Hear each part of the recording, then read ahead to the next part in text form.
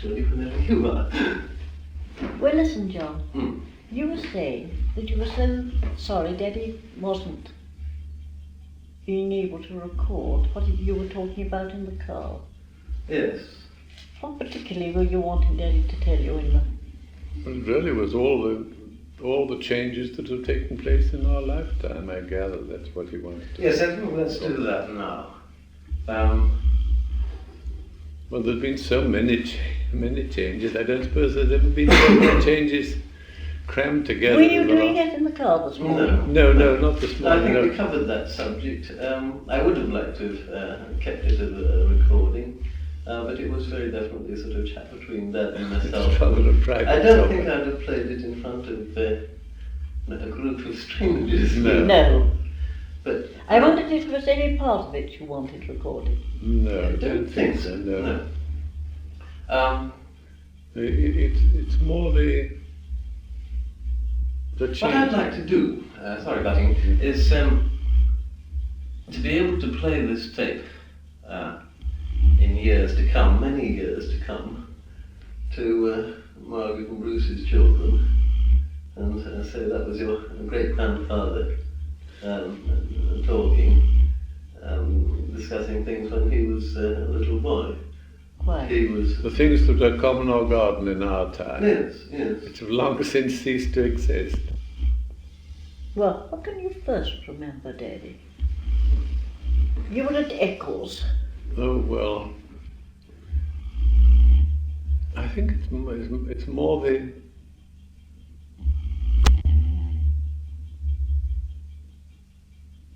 the changes that he wants rather than merely a description of the house at Eccles. Was that Well, you were born at To Eccles. start off, I remember you mentioned that this house had gas lighting, and that Oh, yes. was quite modern. Well, begin Definitely. at the beginning. You Well, were born at Eccles. There was no electricity in those days. No. And there was the beginning of gas, definitely the beginning of gas. At Parton there wasn't even gas.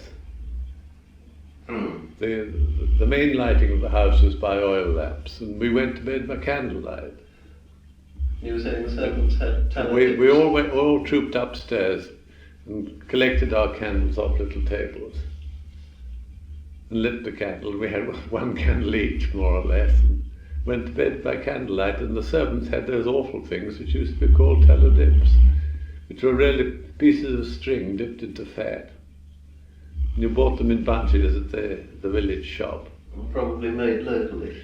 Probably made. Where dipped were in. you when you had gas that hissed and had a wire cage round it? Oh, that was at Eccles before I was 4. That was even before incandescent gas money. Oh yes, long before that. No, I left Eccles when I was 4. So it must have been before the age of 4 that very crude Where did you gas. live after Eccles? Parton.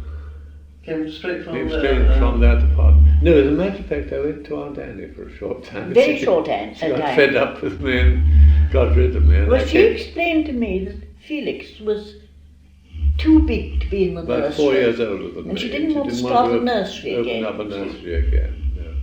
Very quickly, to get me right on this, Yeah. Aunt Annie was the eldest, was she? Or Aunt Annie was the eldest of the Grey daughters, yes. Aunt Annie, Aunt Patty, and then my mother. Oh, I see, yes. And then little Robin came, Little Robin was younger still, I gather, yes. How old was he when he died?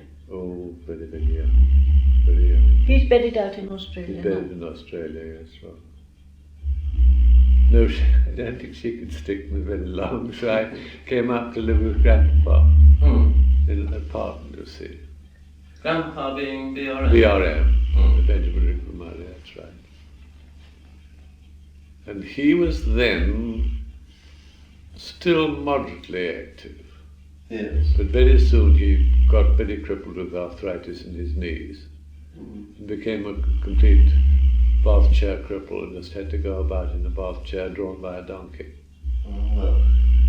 And of course shooting went then. Yes. He became rather housebound to the porch and just round about. But And the two black sticks were the two sticks, the ones hanging up Yes, he walked with two picture. black ebony sticks. Mm. Those are the ones hanging up by his portrait. Not by the portrait, by the enlarged photograph of him, because the portrait is horrible, it's not like in the bed. And that barometer, you say, was the same one that he used to tap? Oh, the barometer that Drew's made a hole to hang it up by, yes, rather. He had that on the table in the hall, and every morning he came down and he tapped it like that to see whether he could make the weather rather better than it was. Without sort of doing a lengthy calculations, you say were 4 when you moved here. 4, that's right. Roughly how old would he have been then, without calculating? In his 60s or older? He died when I was 13. Oh, we've got to calculate this out. He died when I was 13, and he was about 82 when he died. Okay, so 10 years back. 10 years back, when I was 13, yes, well, say 9 years back. 9 years back, that's right. 9 years back from 82. 73. 73. He must have been about 73 when I knew him. He was beginning to cripple up then. Then he used to give you the sticks at table. Yes, he used to, when he walked into the dining room with his sticks. It was my job as a small boy to collect his sticks and put them by the door. Then at the end of the meal, I had to jump up and collect the sticks. Has John ever heard the story how when he was ill and you were told not to make a noise and you made... About that miserable brass cannon. Yes, do tell us. Somebody hasn't heard that, I don't think. Amongst my toys, I had a brass cannon, or several brass cannons, but this is a particularly largish one. I suppose it was about 4 inches long, something like that. And usually I just filled it with match heads, made it go poof like that. But this time I thought I managed to get hold of some black powder, I don't know where from. Don't think I bought it in the town, so I wasn't old enough to go and buy black powder. I may have purloined it out of a cartridge, probably. And I took it up the grass path, up to where the dogs are buried. And there was a nice large rabbit hole there. And I thought, well, I knew that the wretched thing would recoil and jump backwards. And I didn't want the pellets that I was stuffing into it to do any damage, so I put its nose into a rabbit hole and charged with black powder and pellets. And it was a little touch hole you had to light with a taper. And I let it off and an awful bang like that. And I thought that was great fun.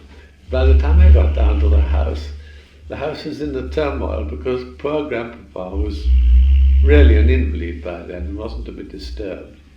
And word had been given out there was to be no shooting in the policies at all because it disturbed him. And he said, "What's that noise? Who's shooting? It's poachers."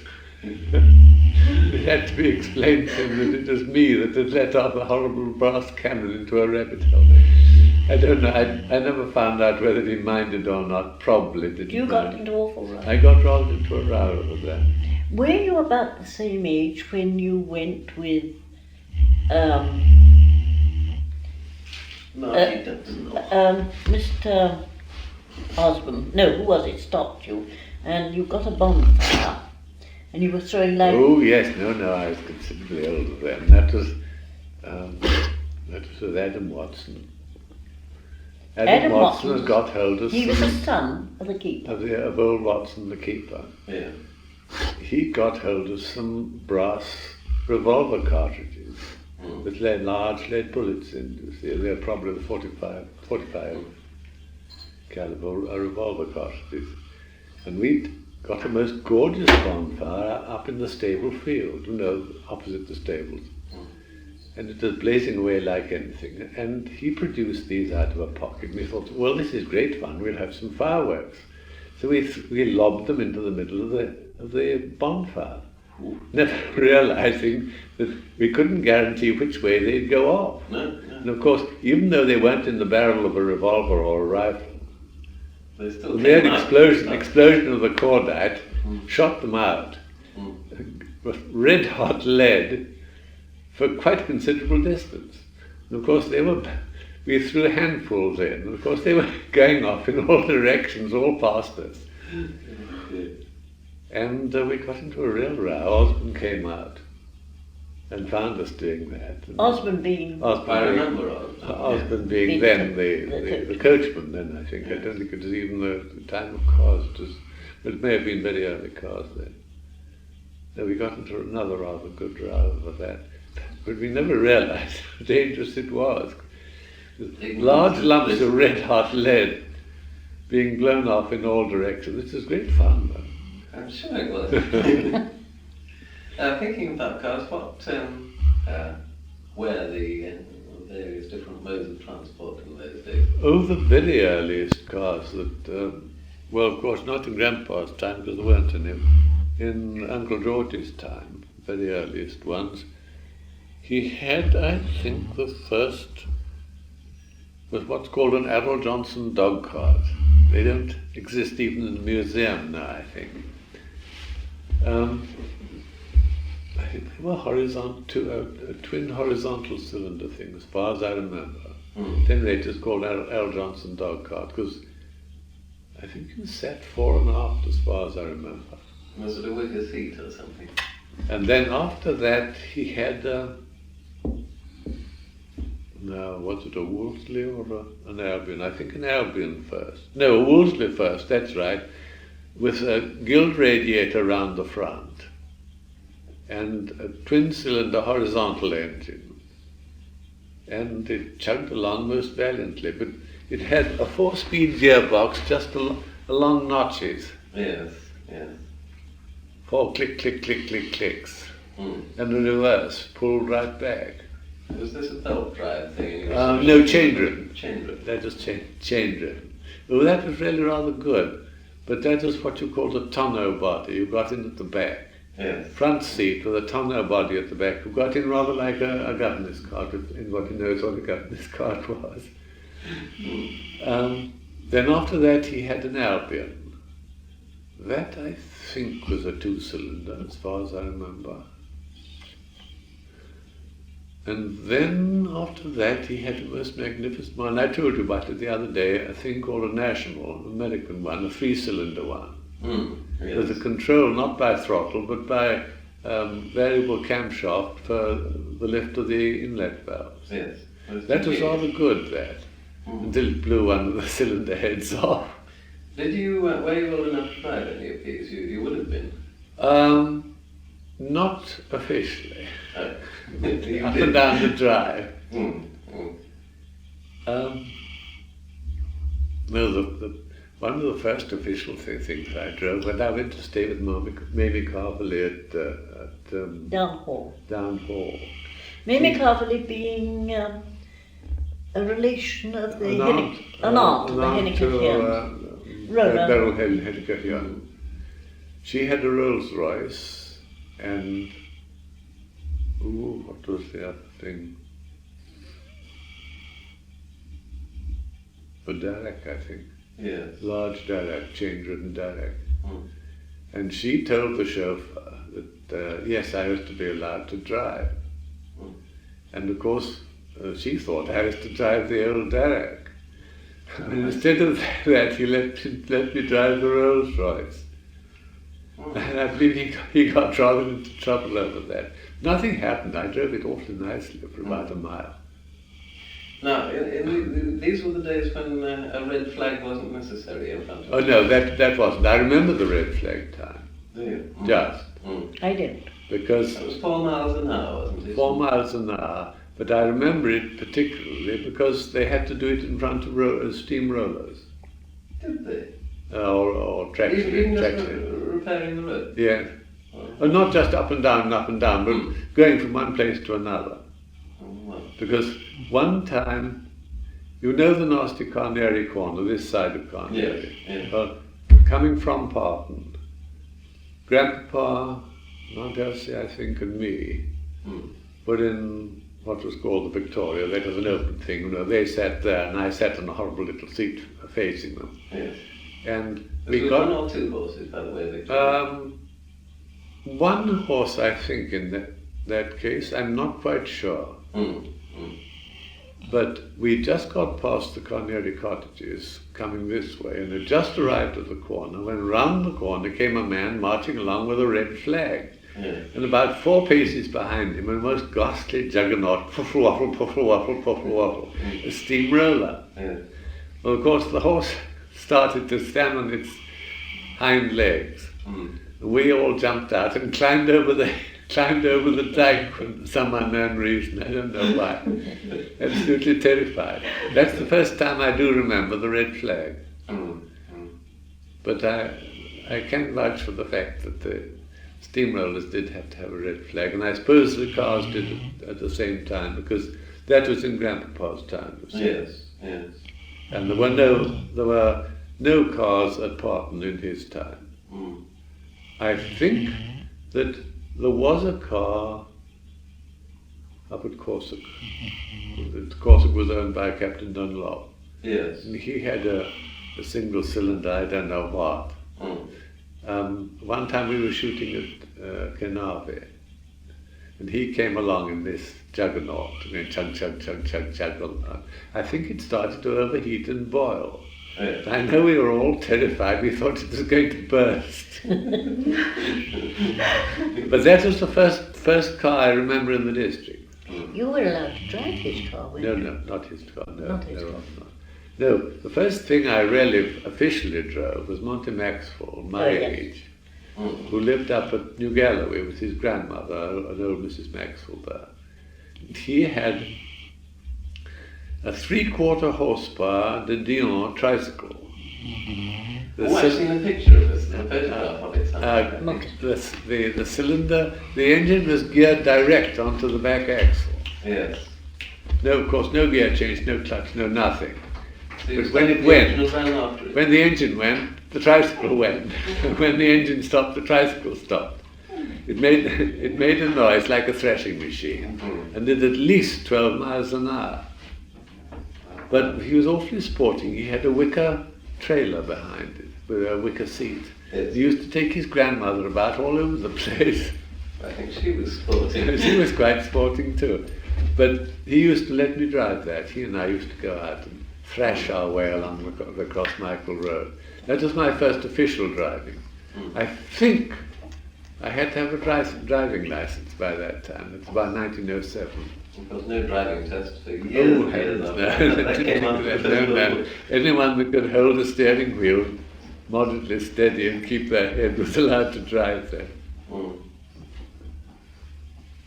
And after that, cars came along. Oh, they improved. I remember, at least I think I remember correctly, you telling me that on one occasion you were given the job of driving some kind of racing car out to Brooklands from the middle of London, from Edgware Road or somewhere. Oh, yes, I know what you mean. No, and it's this. When my first car was metallurgic, my second car was a Cézanne Naudin. Originally, the Cézanne Naudins had a single-cylinder engine about the size of a beer barrel. And every time the explosion took place, the whole chassis jumped up and down like that. Then they produced a very good little 4-cylinder engine. Yes. And I got one of those. A 2-seater with a dicky seat at the back, perched up at the back. And it had a most extraordinary gear change. There was no gearbox, but there were 3 bevel crowns on the back axle. Yes.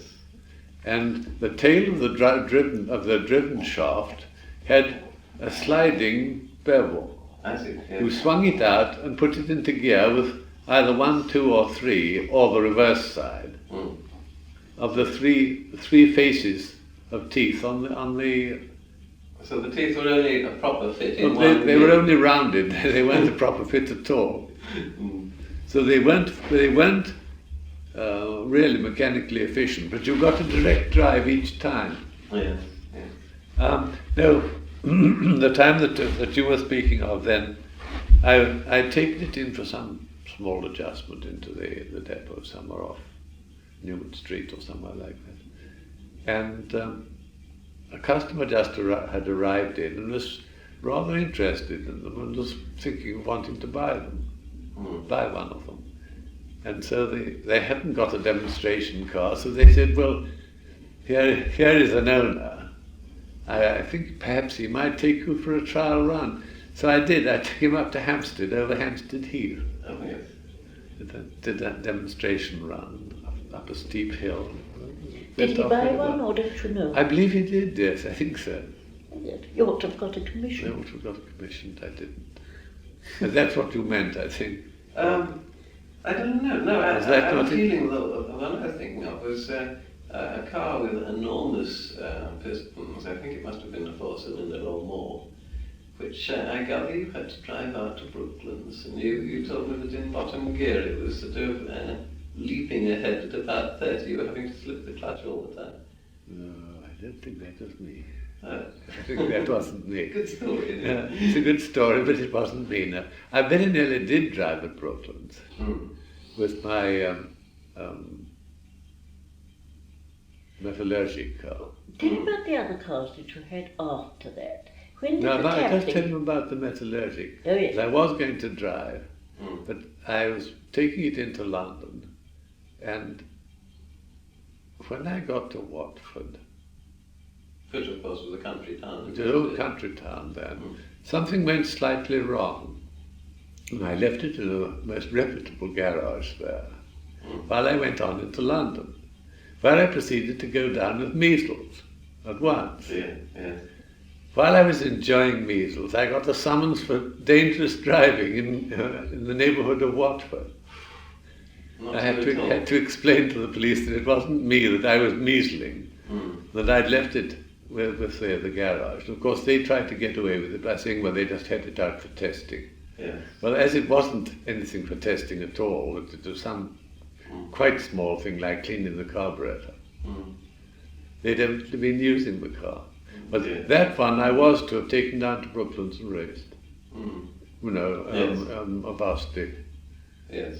Oxford versus Cambridge team, which had been rather fun, as a matter of I fact, didn't just know that they stripping did it have down. well, They did, yes, yes. in those days. In the very early days. Changing the subject a bit from cars, the other evening we were just about to talk about the Parton Banshee. Oh, the And Parton then we Banshee. decided to keep it for this evening. Oh yes, good. Well, that is, Parton never had a ghost, but definitely it did seem to have had a banshee, and I'll just briefly tell you about that. One evening, it's the winter time. Yeah, sorry butting in here, but Yeah. I gathered that you had heard about this I'd never heard of that as a banshee at all. Until after it happened? Didn't know anything about it at all. Oh, I see. All right, good.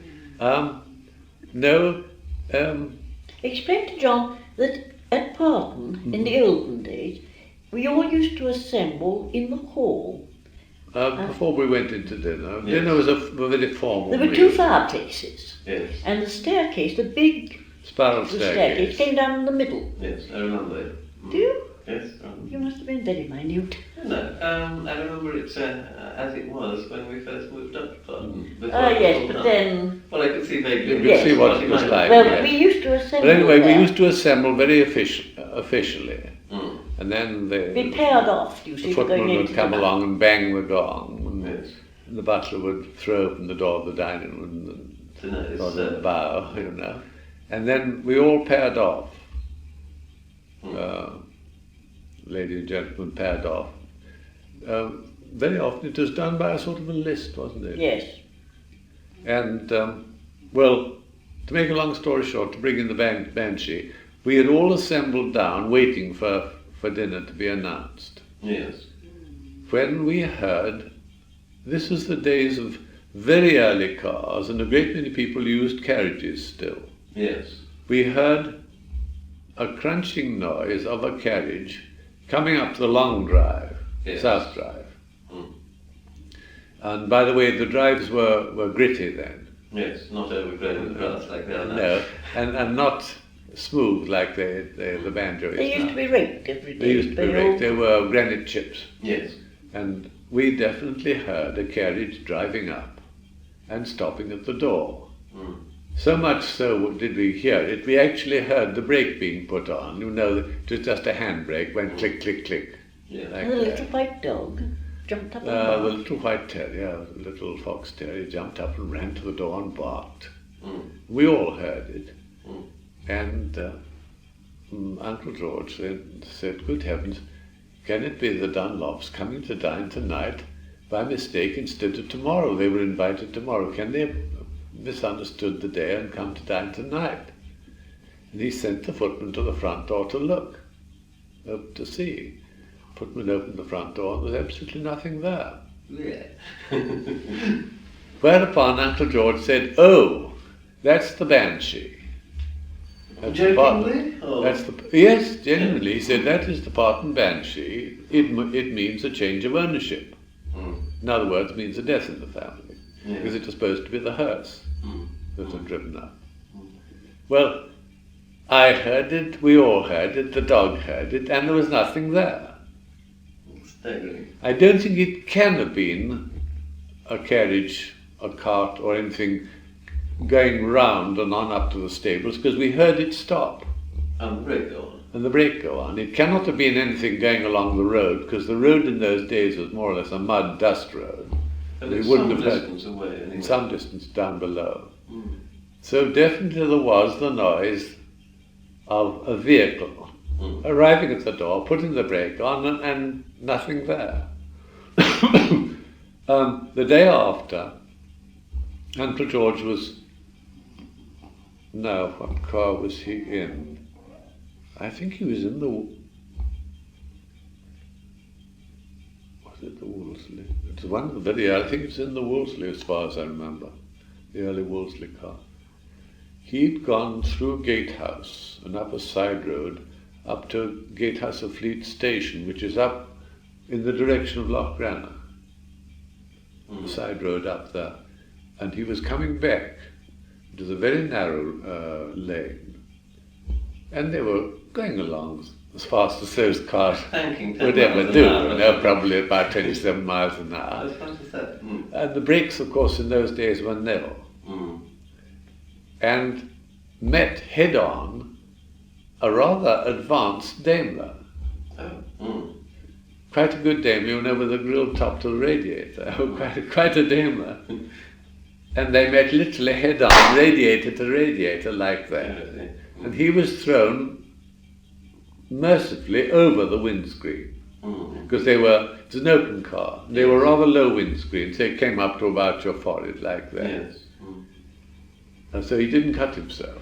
He was thrown over the windscreen to the side of the road and just missed a pile of stones. By the way, that brings us to what we were talking about, the old road menders who had piles of chipped stones, you know, Yes. breaking up large ones into small ones for mending the potholes. Mm. And there was This was one a of the large, piles. a large heap of chipped stones. Mm. And he just missed it by a foot or two, but he was thrown right out, Mm. head over heels, That's very and just easy. missed it, and luckily fell onto some soft ground. Mm. So the Banshee made a bad shot, but it did its best. No, that's the Banshee, and, oh well, I don't know, maybe something in it.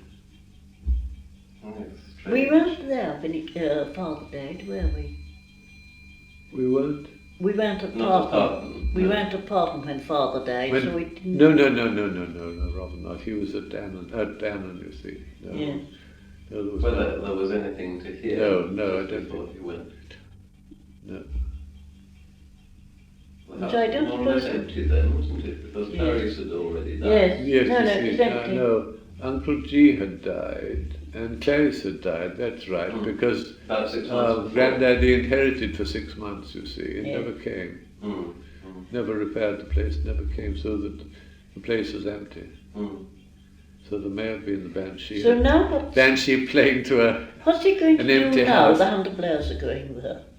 ooh, the Banshee may be Banshee for them too. I don't know. Banshee for Oh, it's Peter only a I Woodcock. don't know whether they bought the Banshee too.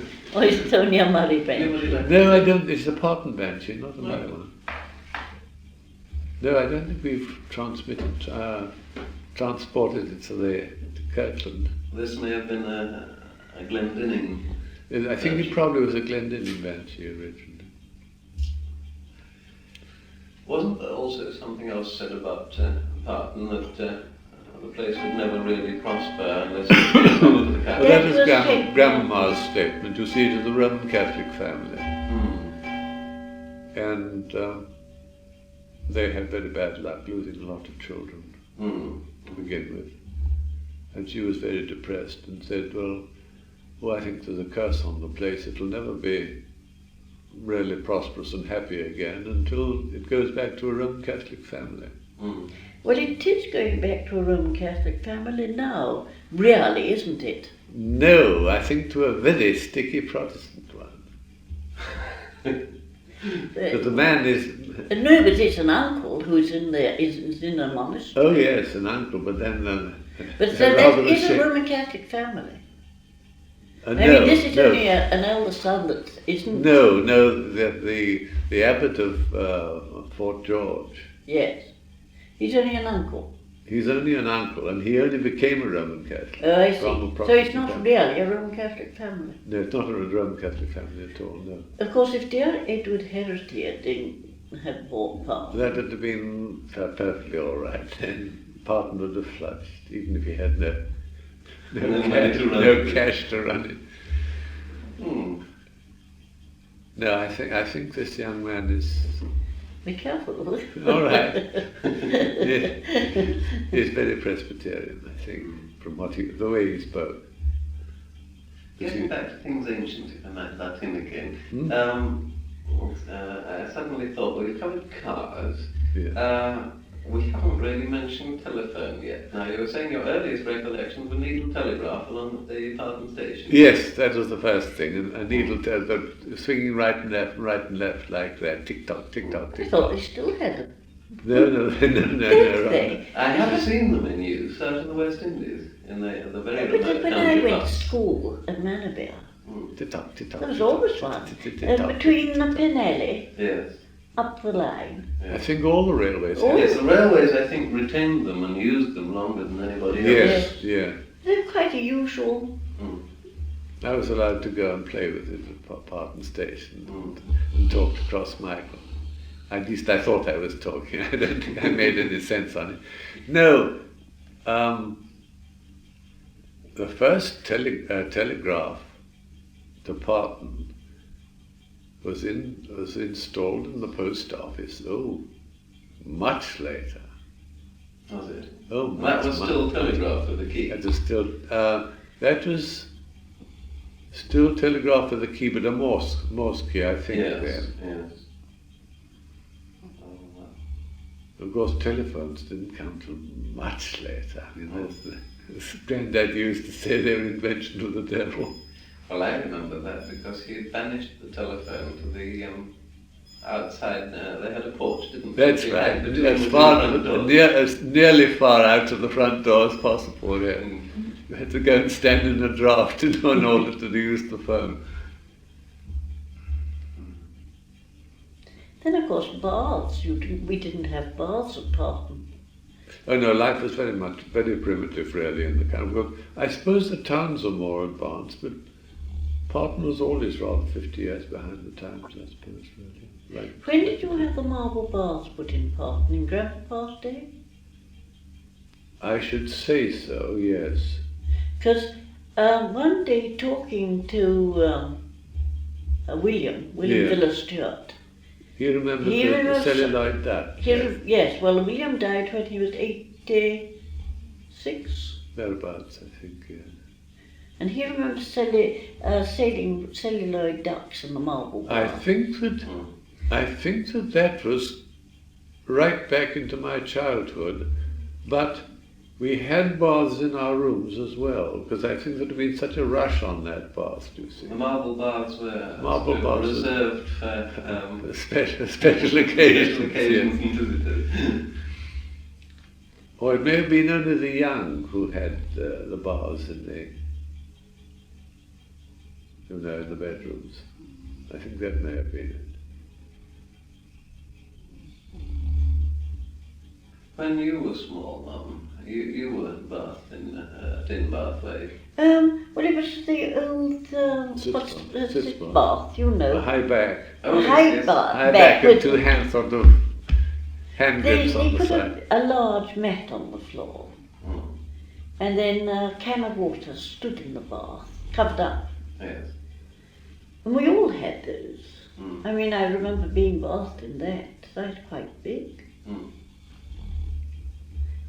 When did one go into a proper bath? I don't I remember. don't know at all. I think, as a matter of fact, the marble bath was there. Mm. That was on the schoolroom passage, the marble Yes. bath, wasn't it? The little one. Yes. Where was the big marble bath? I know when I Well, was engaged. that was up towards the... That was a square bath, the John. the granite wing. Yes. It was an absolute square The bath. granite wing that Grandpapa built on. Flat marble slabs. Yes. And you went up 2 steps. Yes, That was over the porch, Keith. that was over the porch. Because I remember, That was really more or less the junction between the old house and Grandpapa's granite wing. He happened to put it in. This was the bathroom, right next over to the porch. porch, where when the peacocks peacock used to looked sit at out me the window. and Yes. said, "Ethel," or something very rudely through the window and jumped out of the Oh yes, there have been a lot of changes. You see, there were no aeroplanes, no cars.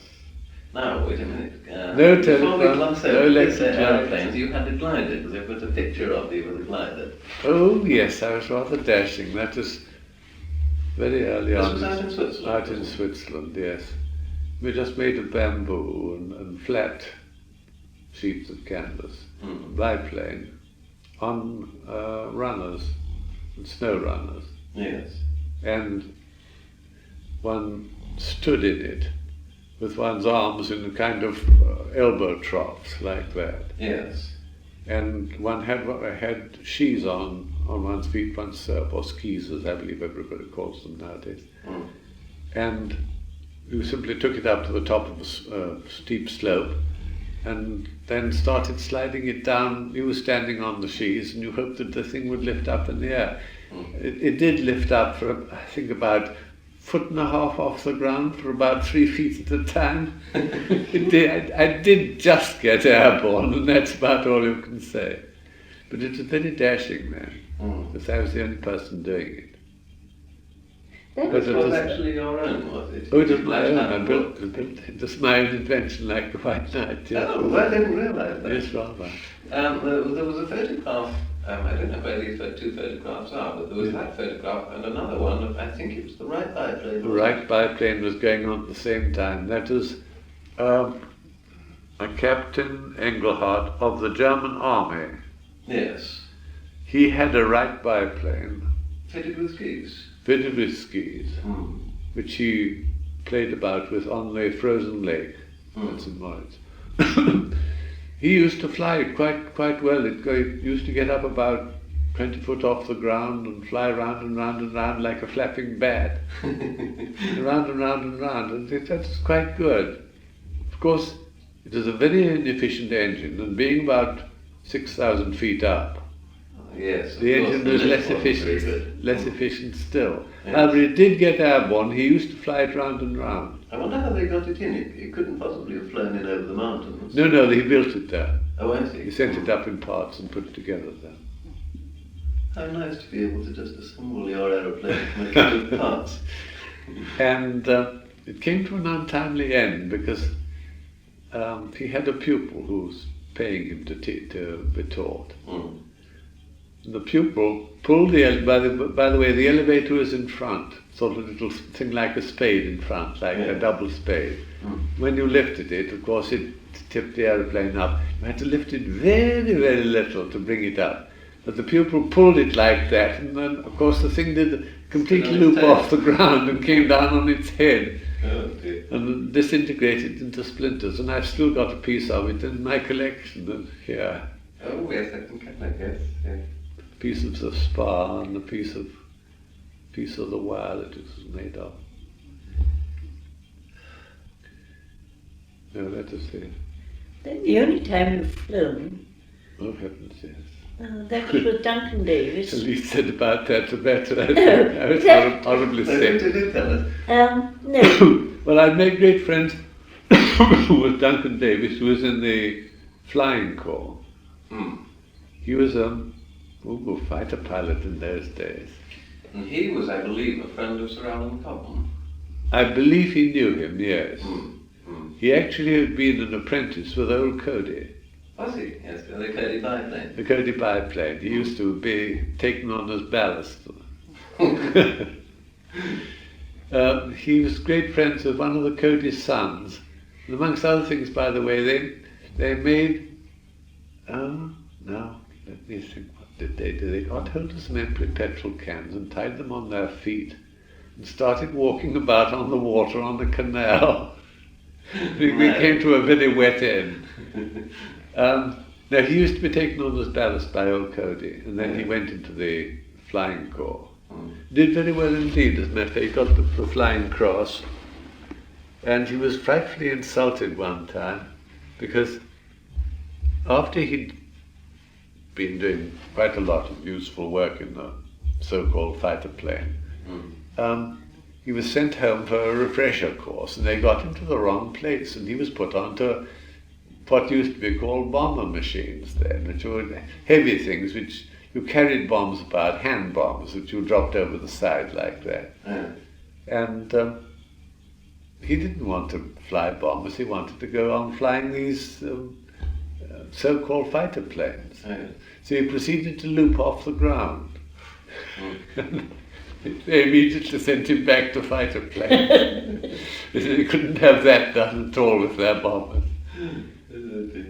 And well, no, I made great friends with him, and he was just being demobbed out of the Flying Corps. This was, before the First World War or after? After, it must just be. after. Just after the First World War. And we went down to Manston Aerodrome. Manston in Kent. Manston in Kent, yes, Yeah. where he was very well known down there. That's where he'd been flying one of his depots there. And he knew all the mechanics and the various officers there. We went in and had a meal. And he said, well, he'd have one more spin up in the air before he was finally written off. And he took me up. Hmm. And he, instead of being kind and just flying flat, he proceeded to do what was aerobatics in those days. Hmm. But nowadays, one thing that they're not allowed to do, I believe, or can't do, which is called the flying leaf. Flying The falling leaf. Yes. You switch off the engine and tip up your wings absolutely vertically. Your right wing goes vertically up in the air and your left wing goes down. Yes. Yes. And of course, with the engine switched off, you drop, Yes. Hmm. absolutely drop. And then you pick it up by warping the wings. I think they did it with their ailerons or warping. I don't know how they did. Ailerons, I think. And picked up, and then you went down that way, and you went from considerable height, you went simply dropping down, wing from off one wing onto the other, Oh dear, oh dear. until we got nearly down onto the ground when we picked the engine up and went on. By that time, I was feeling extremely sick. He ended up, much to his shame, Hmm. he did a vertical wing turn round the hangar, with one wing nearly brushing the ground, and then he lost his engine, as it was called then, Oh dear. Hmm. and came to an unnecessary and rather sudden stop, quite in the wrong place. He was very ashamed of himself. Oh dear. But by that time, You weren't damaged. no damage, but I was horribly sick. When I you wasn't sick in the air, Hmm. but once I got out, The ground I thing, staggered really. about and went behind the hangar and was sick and sick and sick. It was perfectly awful. The children used to love you to tell that I story. liked it, yes, I know. Because Daddy always had cherry blend. We went off. By the way, I was driving that thing called the Galactic Mousetrap, which is a Tamplin. Tamplin cycle car. I'll tell you about that sometime. And we went off in the Tamplin cycle car. I pulled myself together well enough to drive it. We stopped at the nearest pub, and I had a large cherry brandy, which pulled me together. And I know you and Elizabeth and Jean always liked that story when Daddy had a cherry brandy. What they thought a cherry brandy was, I don't quite know. There's something very It's very nice and sweet and I don't warming. remember that end of the story. No, Don't you? the others probably. The others would. Mm. It was sweet, and pink and sweet and very warming to the inside. Keith, where were you? What you been to when you were driving our little old Rover and you stopped your engine and you told the policeman to wind it up? Do you remember? Oh, yes. Was that with you? No, it's just... Yes, it must have... No, it's just before we were married. Was it? Because you got the I little went. Rover. It was at the Hendon Air Display. Yes. And at the end of it is an awful crowd, and the cars were going out nose to toe out of the exit. And as I was going along, I stopped the engine. Yes. And the police were lining the exit line. They said, oh, go on, hurry up, hurry up. I said, I can't hurry up, you give it a swing. The bobby very kindly churned it for me, and away we went. Most obliging and pleasant bobby. No, just before that you had the Tamplin. Oh, before that I had the Tamplin, the Galloping Mousetrap. That used to like a bath. It was exactly like a blue bath. 4 wheels. You went among the buses were miles above you, do you say? It was quite low on the ground. Had a large 7.9 air-cooled twin, V-twin, Yes. huge cylinders, driving by chain to a motorcycle gearbox, a 3-speed gearbox, motorcycle gearbox, Yes. and then from there by belt onto the back wheel, One. not wheels, yes, back wheel. As a matter of fact, it was a solid axle, so if you drove one wheel, you drove 2 through the axle. Oh, I see. Mm.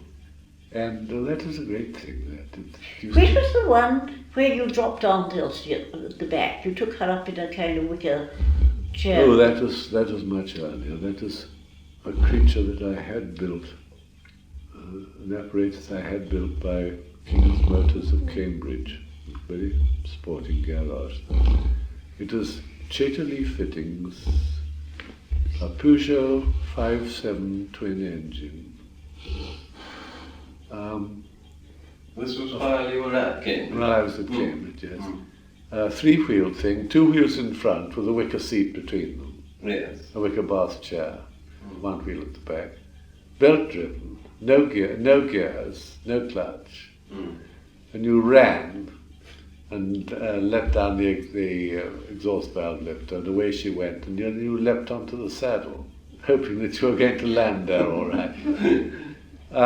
It had, you could alter the ratio of the drive for hilly country or flat country, because the pulley on the engine had detachable flange. Yes. You could unscrew it and put washers in between and open it out or shut it in, but you had to stop and use spanners to do it.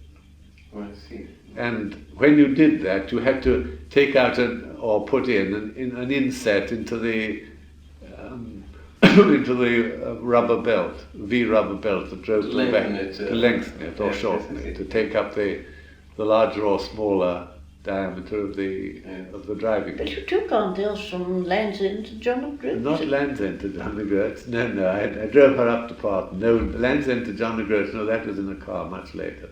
It was in the Mitchell car we went to John o' Groats. No, I drove her up to Parton and down again. All right. From where? From London, I think. Goodness me. Or from Cambridge, possibly Cambridge. Over Shap, Yikes. running, when you pedalled violently to help or ran along beside pushing to help. Mm.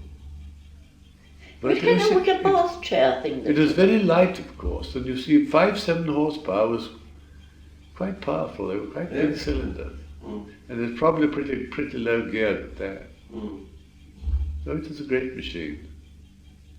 This, I imagine, was a several days journey. You stopped. Oh yes, right. Yeah, About 4 days journey, I think it was. Mm.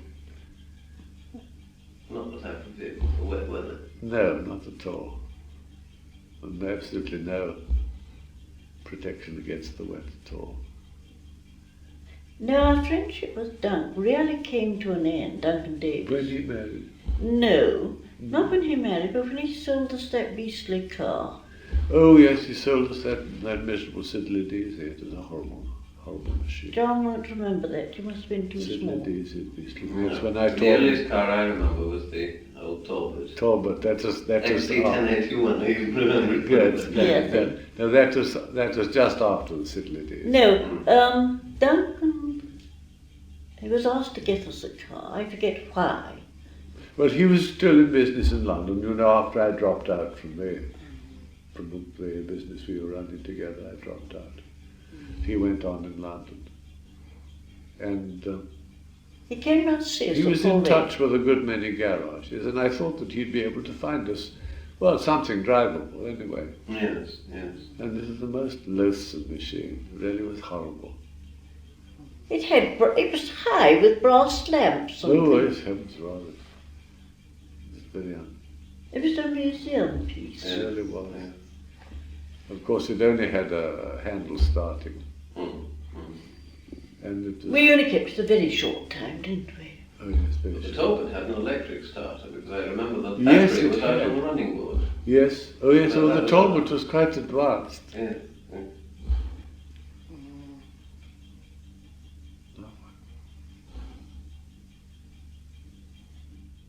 I've had many cars. I was just trying to remember before I married.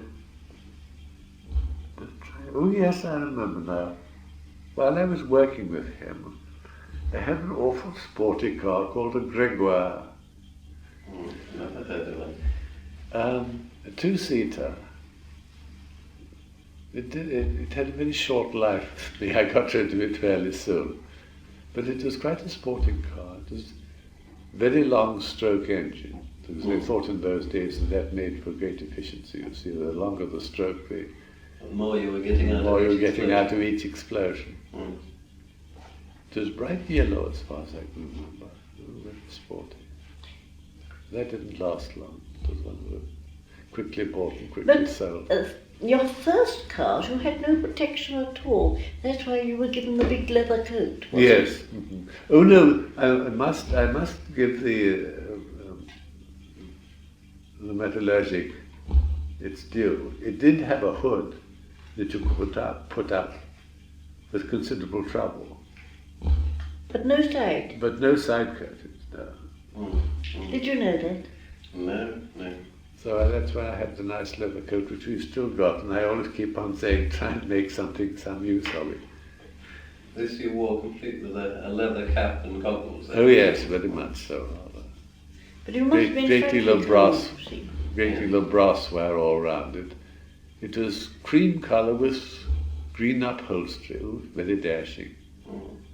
And it had an exhaust, a thing called an auto chime, 3 notes blown by the exhaust. But unfortunately, when you made it blow, it choked the exhaust so that the engine nearly stopped. As you can imagine, to get a real good blow through the chime, you had to divert the exhaust. Yeah. And it really acted as a... No, the car that I really am very sorry about is the car that Uncle G sold. He had a beautiful car when he joined up in 14. Oh yes, that was a Studebaker. It was a very nice one. Mm. About 1420, I think it was called. Mm. Then it was a nice thing. It was a really good 4-seater with proper doors and everything. This No, would be no, on no. what date? Oh, that would be 1913. Yes, yes. He left A big engine, He left not it very at Parton, efficient. you see, why he joined up. but it was 6-cylinder, and it was rather a sweet machine. I left it behind at Parton. And whether I said get rid of it or not, I don't know. Anyway, it was handed over to Penman, who let it go for £100. Oh no. It was rather a shame, because it would have lasted, been perfect order for me when I got back. Mm. Mm. But I think it was done because I asked them to send me out a motorbike out to India. Oh, and I've got a picture of that motorbike too, somewhere. That was a 2.25 horsepower Calthorpe, and a very nice machine too. That was the one that you skinned your knees on. That's right, yes, I did dust skin and spun around on my... must have been showing up a bit and trying to do a really Yes, nice going rather sharply in at the gate, you know. When you had an Indian, didn't you, too? Oh yes, after that, yes. How many motorbikes did you own? I don't know. Awful lot. Started at Cambridge by hiring a Douglas. They were twin cylinders in those days, horizontal opposed, and awfully good. But the engine was right away up the side of the petrol tank. Oh, high up. Right high up. Mm. And I got my thumb jammed in between the flywheel and the petrol tank one time while it was running, and it wasn't very pleasant. But that was very good. That was also only belt drive and no gears, I think. No. Well, which motorbike was it that when you were clipping a piece of Bowden wire, that it flew up and got in your eye? Oh, that was the thing that I drove on Dorothy up to Parton in. You know, the tricar. Oh.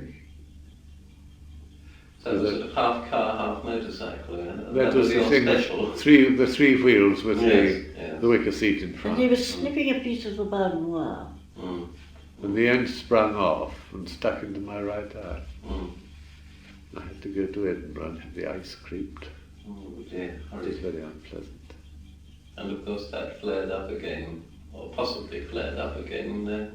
Well, that was 10 or most 15 years frightfully ago. interesting. We never found out for years and years and years why he got these awful ulcers in his eye. Mm. And then we went to a man called Ronald, who was a Holly Street man, but he'd retired. Oh yes, that wasn't very, anything to do with very- the Bowden wire though. No. That goes back It to was the donkey same donkey. eye though, wasn't it? It was the same eye. Mm. But that went back to his babyhood. When I When was he- driving in a donkey cart coming down the Kirk Bray, Mm. just past Miss Patterson's, coming down the hill there, in a donkey cart it was a two-seated donkey cart with a high splashboard in front of it. Mm. And the donkey suddenly jibbed or fell down or something, I can't remember what. And I fell forward onto my forehead and cut my forehead on the splashboard. Yes. And apparently Mm. I must have damaged a bone at the back of the eye. Just Well, it's split it- between split it. your nose and your eye, by the tear duct. Yes. There's There's a a very, little very, bone. very thin bone. It's not thicker than a piece of paper. Mm. And That was split and apparently remained split. Oh. So I was getting mucus. Whenever he got a nasal cold. mucus with infection in it Yes. into the eye. Oh dear. Every Yes. time he got flu or cold, you see. It got through into my eye and caused eye trouble. Yes. And it was only Rommel in Dumfries, Yes, that's right, in Dumfries. Dumfries. Well, he was retired at Dumfries. that's right, who reasoned that out. Gave us He doc- gave me drops to neutralize it, and now whenever I get anything wrong with my right eye, Mum just puts some drops in and it's right in about 10 minutes. Because, you see, back in the days of Paul Rain, Mm. he got a huge crop of ulcers, which had to be scraped. And I'm sorry to say, go on, darling. Oh, yes, rather. We had to go across driving the in bay. and out to Plymouth, you see, to go Yeah. to the oculist there. I had one eye bandaged up, Mm. and I used to drive in and out about once a week to have it seen to. Mm. I quite forgotten my driving license lapsed by about 3 months. Oh dear. Yes. I was driving with one eye, no license. Absolutely ripe fruit for a Bobby to pounce on. But nothing You weren't happened. caught. Mm. No. No, we were caught once when the first lot of lights came in. Yes, but I think my eye was all right by then. I don't think I did well. No, that was rather interesting. That was when you came back from honeymoon, wasn't it? No. No, no, it's no. later than that, considerably later than that. Much later than that. Because they were the first traffic signals in Plymouth, and I'd never seen them, and I rather hated the idea of them. Mm. And apparently I overshot them. Mm. And were stopped. Bobby came up and said, "Do you realise you've overshot the traffic lights?" And said, "What traffic lights? I don't know anything about them. We don't have them in Cornwall." And he was quite nice about it. I said, "I'm frightfully sorry, I won't do it again, but just explain it." And he said, "Oh, well, we won't send you to prison this time." Quite an amusing Bobby. But in those days I didn't like them at all. I thought they were a real nuisance. Traffic lights must have come in some years before Belisha beacons. Yes. Oh, yes. I remember them coming in. That Yes. must have been about Yes. 1957. No, Oh, they came in quite quite new. in your very early days, or perhaps before you. I mean, maybe in Elizabeth's time, I don't know. But it was in our early time at Paul Rain, I should say, shouldn't you? The traffic lights? Yes. To round up, tape beginning to run out. Oh dear. Can we sort of very quickly run through? We've sort of got your early childhood at Eccles, moving up to Parton and so on. Parton, yeah.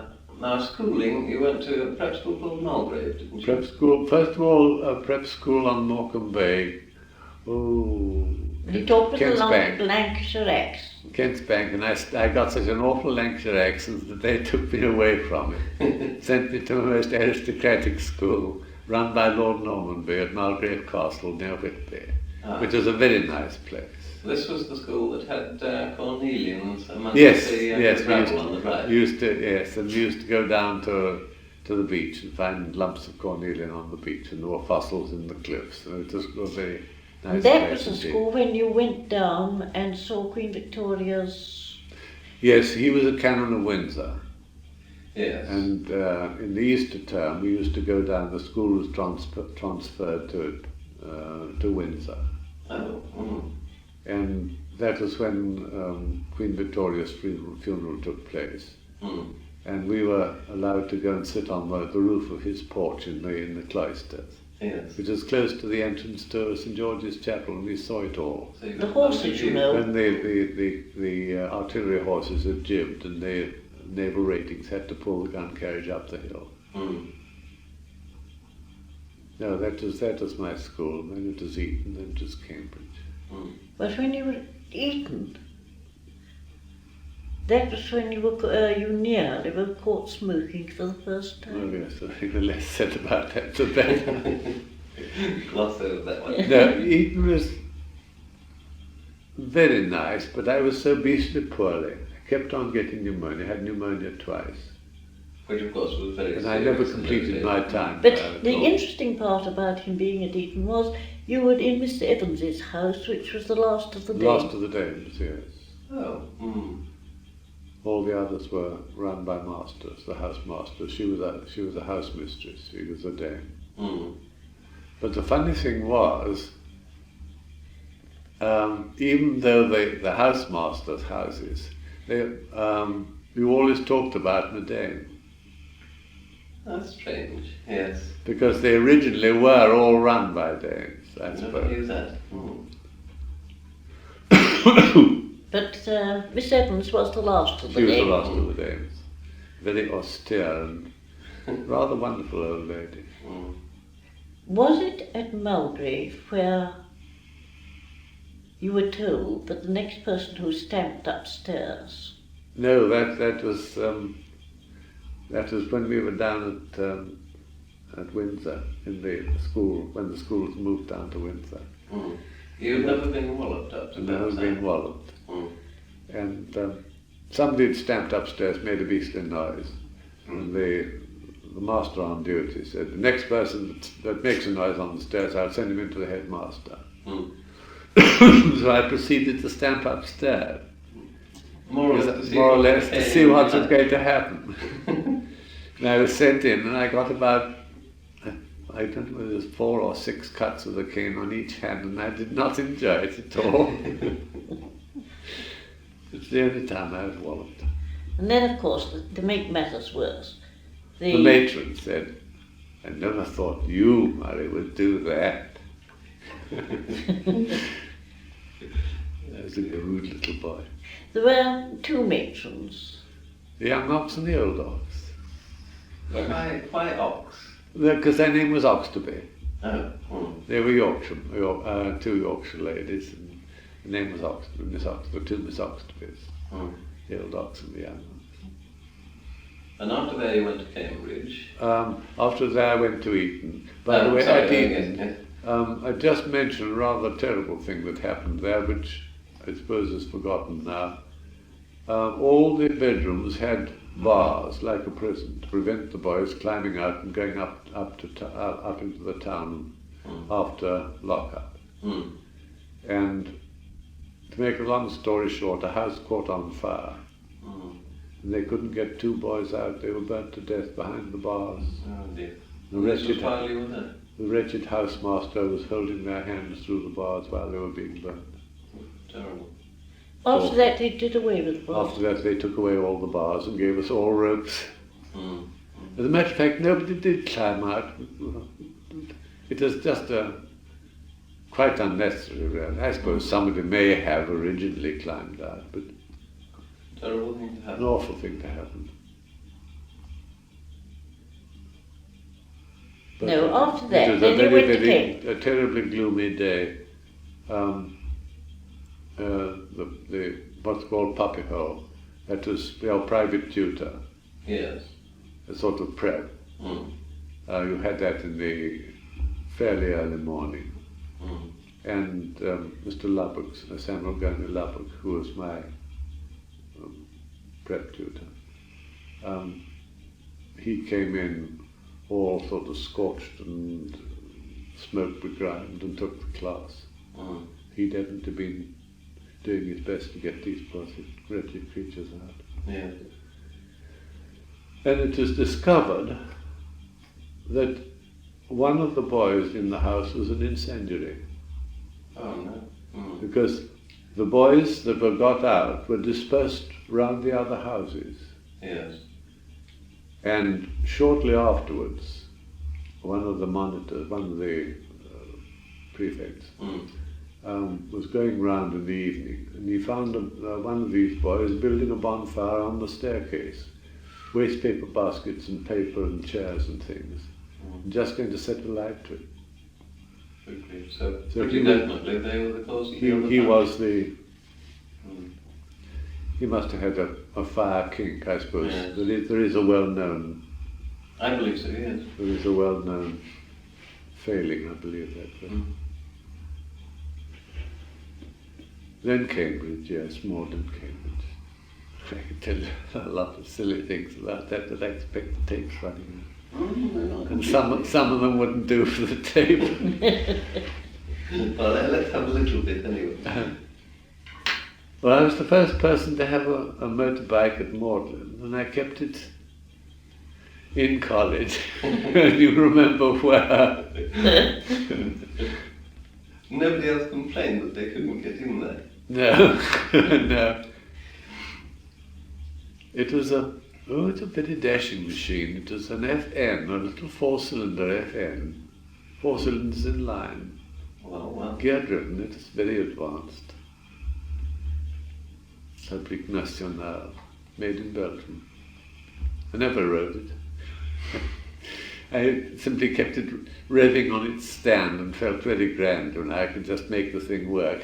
I don't know what happened to it eventually. I think it was absorbed by the garage that built me the one with Chatelet fittings and the Peugeot engine. Probably part exchange or something. But there were very few. I was one of the very few who did own motorbikes or cars in Cambridge then. And there were no restrictions at all. Now I believe they are not allowed to within 4 miles Didn't of you Cambridge. share one with Mountbatten? Leopold. Yeah. Leopold of Battenberg. Yes, we had a thing called, He was at Cambridge with you, was he? he was my special friend there. It's rather funny how they made friends. Just tell John how you made friends. Oh, He was asked to I lunch. was asked to lunch by the master of Magdalen, and I arrived in good time. went into the drawing room, found a very nice other undergraduate there, and we got talking. You thought you just won. I thought I'd just won a motorbike in a competition. I'd gone into, my failing of going into competitions in papers. I thought that I'd won a motorbike. I was frightfully thrilled, and I said to him, look, I believe I've been fractured. I believe I just won a motorbike. And he being rather keen on motorbikes and things like that, we got very pally, and about 10 minutes or so we were waiting. Yeah. And when the Master of Morden,